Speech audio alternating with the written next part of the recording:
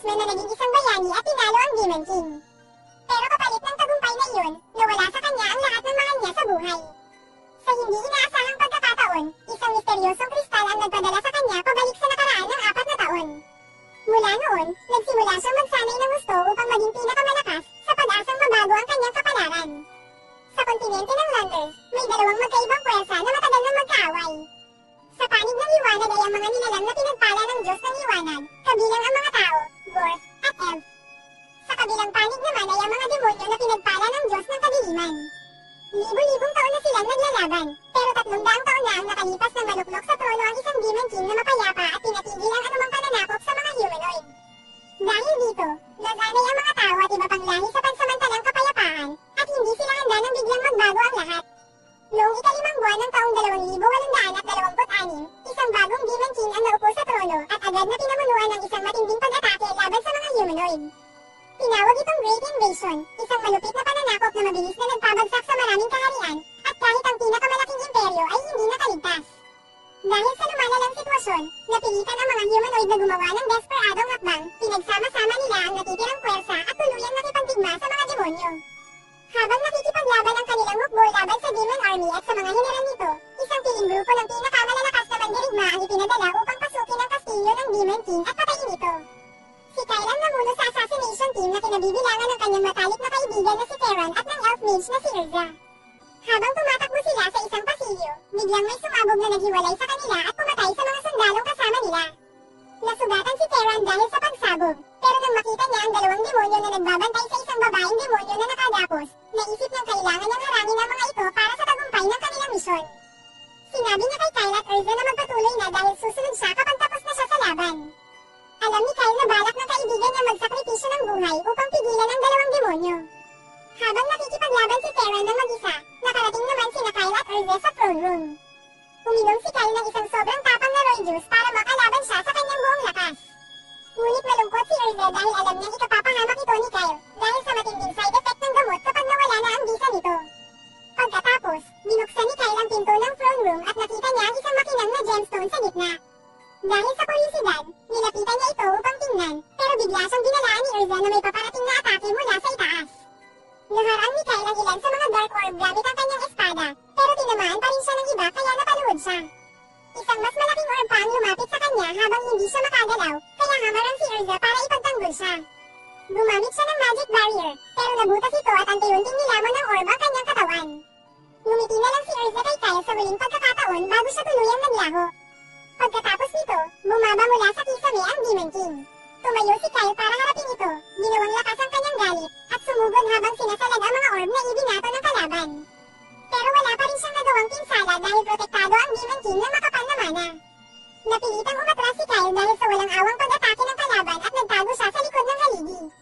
Pero ginamit ng Demon King ang Void Orb para kainin ang mismong haligi, kaya wala nang matataguan si Kyle. Tinamaan siyang muli ng mga orb at sugatang-sugatan. Sa puntong iyon, tinanong niya ang AI chatbot na nasa magic stone ng kanyang espada tungkol sa kakaibang atake kanina. Sinabi ng upgraded version ni Alexa na iyon ay isang unblockable high-tier magic na kayang sirain ang kahit anong tamaan nito.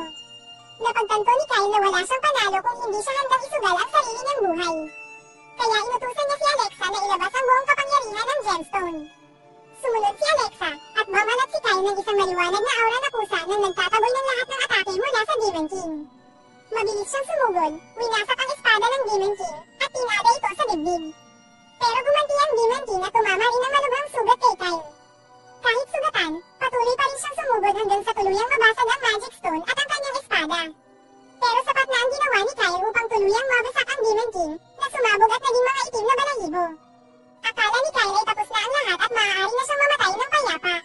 Naalala niya kung paanong nawala na ang lahat ng gusto niyang protektahan, ang kanyang pamilya, mga kaibigan, at maging ang babaeng minahal niya. Bumagsak siya sa lupa, pero may isang itim na balahibo ang bumagsak sa tabi niya at agad na naglaho. Sa susunod na sandali, nagliwanag bigla ang magic gemstone. Tumayo si Kyle at napagtantong kung mawala ng kontrol ang kristal, maaaring magdulot ito ng matinding kapahamakan. Kahit halos di na makalakad ng maayos, pinilit niyang lumapit dito. Nang mahawakan niya ito, isang magic circle ang biglang lumitaw sa paligid niya. Pagmulat ng kanyang mga mata, nagulat siya nang makita ang sarili sa kanyang kwarto, buo pa rin ang kanyang bayan at walang nangyaring trahedya. Nagsimula siyang umiyak, akala akala niya ay isang panaginip ito bago siya tuluyang magpaalam sa mundo. Pero biglang dumating ang kababata niyang si Liz upang gisingin siya. Nabahala si Liz nang makita si Kyle na umiiyak, pero hindi niya mapigilan ang emosyon sa muling pagkikita nila kaya niyakap niya ito ng mahigpit. Namula si Liz sa hiya, lalo na nang ang kamay ni Kyle ay napadako sa hindi nararapat, dahil iniisip pa rin ni Kyle na panaginip lang ito.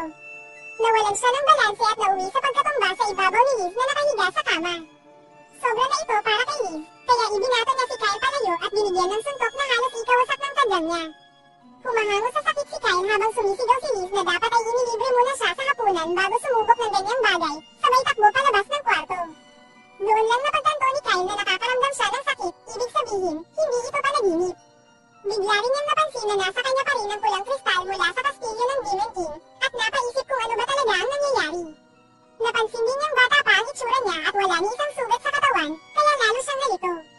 Pero unti-unti niyang iniisip na baka nga bumalik siya sa nakaraan. Agad niya itong pinawalang bahala dahil sa palagay niya, kung totoo ang time travel, sana may nagpakita na sa party ni Stephen Hawking. Bigla siyang natauhan sa gutom at nagulat na lang nang makita ang isang masarap at enranding almusal na nakahain sa harap niya. Alam ni Kyle na si Liz ang nagluto ng pagkain dahil ni Shani ang kanyang ina ay marunong magluto, kaya labis siyang nagpapasalamat na andyan si Liz para sa kanya. Dahil unang beses niyang makakain ng masarap na lutong bahay matapos ang napakahabang panahon, hindi niya napigil ang mapakain ng sobra at naubos ang lahat ng pagkain. Pagdating ng matalik niyang kaibigan na si Theron, nagulat ito sa nakita at tinanong siya kung nag-e-ensayo ba siyang talunin si Luffy sa isang eating competition. Nalungkot si Theron dahil gusto rin sana niyang matikman ang masarap na pagkain. Biglang tinanong ni Kyle kung anong petsa na, at nang malaman niyang buwan ng Mayo taong 2823 pa lang, nanlaki ang mata niya, ibig sabihin ay totoo nga, bumalik siya sa nakaraan. Pinaalala naman ni Theron sa kanya na kaarawan niya ngayon, at handa na siyang patawarin si Kyle sa pag-ubos ng pagkain bilang regalo niya rito. Napagpasyahan ni Theron na magmakaawa kay Liz na ipagluto siya, habang si Kyle naman ay nagdesisyong humingi ng kasagutan mula sa pinakamatalinong taong kilala niya. Pumunta siya sa storage room sa tabi ng bahay nila at bumaba sa basement na ginawang mini library ng kanyang ina. Pagkakita pa lang niya rito, bigla siyang binalikan ng trauma. Naalala niya ang imahe ng kanyang ina noong namatay ito sa dati niyang timeline. Pero agad siyang natauhan nang kinausap siya nito. Sinabi ni Kyle sa kanyang ina na may tanong siya tungkol sa magic. Bilang isa sa ilang archmages sa buong bansa, halos wala nang ibang masigit pa sa kaalaman ng kanyang ina pagdating sa mahika. Natuwa ito sa tanong ng anak, at saka diretso nang nagtanong si Kyle kung may spell bang kayang magbalik sa nakaraan. Ipinaliwanag ng kanyang ina na meron mang mga spell na may kinalaman sa oras, pero halos imposibleng magamit ang mga ito dahil sa sobrang dami ng mana na kailangan.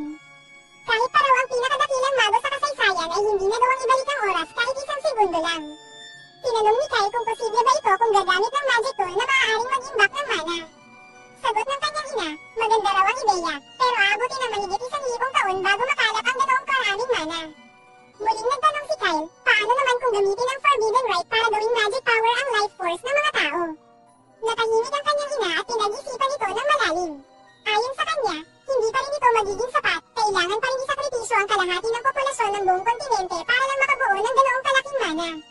At sa ibabaw pa nito, wala pang umiiral na magic tool na kayang mag-imbak ng ganoong kalaking mana. Gayunpaman, may isang natatanging bagay na posibleng solusyon. Kinuha ng ina ni Kyle ang isang lumang libro at ikikwento sa kanya ang tungkol sa puso ng isang malamat na divine dragon na minsan ginamit ng sinaunang kaharian ng mahika na tinatawag na Zoroark upang umasenso. Ngunit nang maubos ang kapangyarihan ng Dragon's Heart, bumagsak ang kaharian dahil hindi nila kinaya ang pagkawala ng lakas nito. Ayon sa kanyang ina, ang Dragon's Heart ay may kakayahang mag-imbak ng sapat na magic o mana upang makapaglakbay pabalik sa nakaraan, pero nawala ito mahigit 1,000 taon na ang nakalilipas, kasabay ng pagbagsak ng kaharian. Naniniwala siyang posibleng nahanap na ito ng mga demonyo, isang bagay na alam ni Kyle na totoo, pero hindi niya maaaring ipagtapat. Makalipas ang ilang sandali, pumunta si Kyle sa kanyang paboritong lugar kung saan tanaw ang buong bayan, nag-iisip kung bakit nag-iipon ng mana ang Demon King para makabalik din sa nakaraan. Habang nag-iisa siya roon, dumating si Liz na halatang galit pa rin tungkol sa nangyari kaninang umaga. Lumuhad si Kyle at humingi ng paumanhin, paliwanag niya ay naapektuhan lang siya ng isang masamang panaginip. Naunawaan ni Liz na tungkol ito sa pagkamatay niya, kaya napatawad niya si Kyle. Binati rin niya ito ng happy birthday, at bigla namang binalikan si Kyle ng alaala ng paglusob ng Demon Army, na nagsimula sa mismong bayan nila dahil nasa border region sila. Nasunog ang buong bayan, pinatay ang lahat ng tao, at doon niya tuluyang nawala si Liz.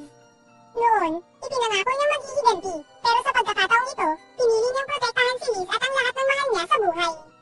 Buong tapang niyang sinabi na babaguhin niya ang kapalaran niya, at ang babayaran ng buong mundo, anumang mangyari. Nang gabing iyon, sinulat ni Kyle ang lahat ng mahahalagang kaganapang alam niyang malapit nang mangyari para makapaghanda siya. Ngunit alam niyang hindi pa rin iyon sapat, naisip niyang dapat siyang magsimula sa muling pagbabalik sa kanyang training, kaya nagtungo siya sa gubat upang suriin ang kanyang kasalukuyang kakayahan.